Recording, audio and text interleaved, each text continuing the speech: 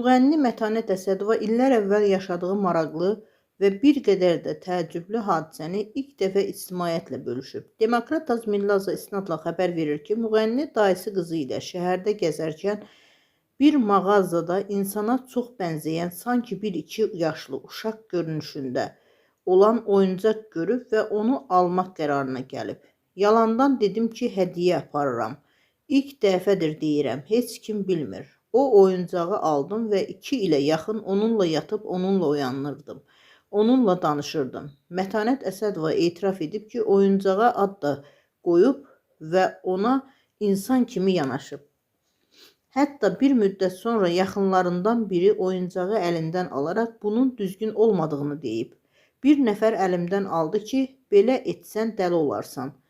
Bir dəfə pis yuxu gördüm, elə bildim həqiqətən nəsə oldu. Sanki ağladı, səsinə oyandım.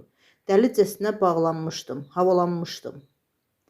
Müğənni əlavə edib ki, evə qonaq gələndə oyuncağı gizlədib, gecələr isə yenidən götürərək onunla danışıb.